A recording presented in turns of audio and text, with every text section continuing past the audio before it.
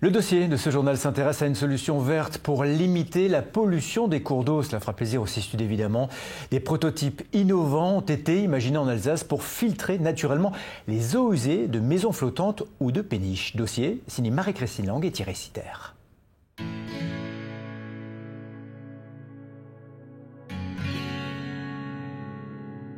Elles sont nombreuses à Maré-Auberge, les péniches comme ici à Strasbourg. Alors comment traiter leurs eaux usées?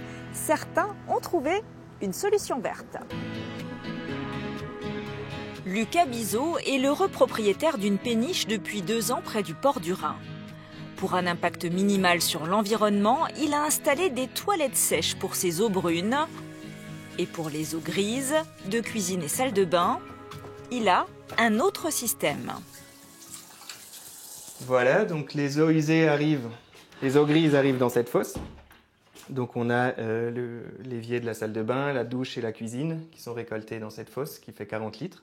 À l'intérieur de cette fosse, on a une pompe qui relève les eaux grises dans les bacs de traitement où elle est filtrée. Et le plus innovant, c'est à l'extérieur, je peux vous montrer si vous voulez.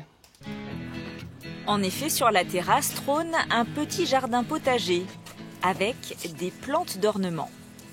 C'est ici qu'on filtre nos eaux grises à travers ces bacs. On a 4 bacs de charbon et de sable dans lesquels on fait pousser des plantes, des végétaux comestibles et non comestibles.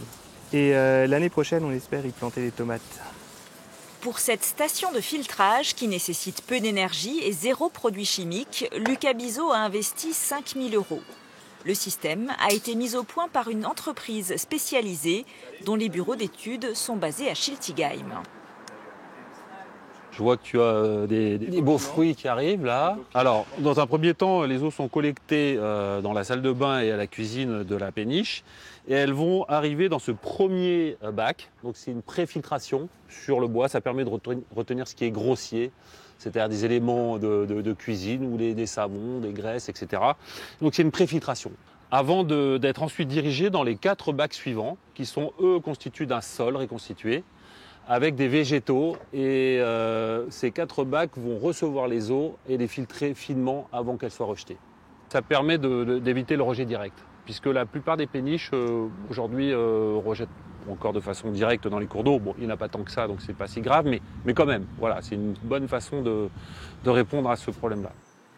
D'autres dispositifs ont été installés sur des barges flottantes pour les JO à Paris ou pour des habitats insolites en Moselle.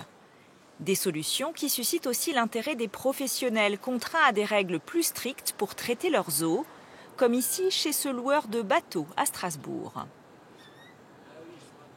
Pour l'instant, le souci c'est que les eaux des lavabos vont dans le bassin, ce qui n'est pas très éco-responsable.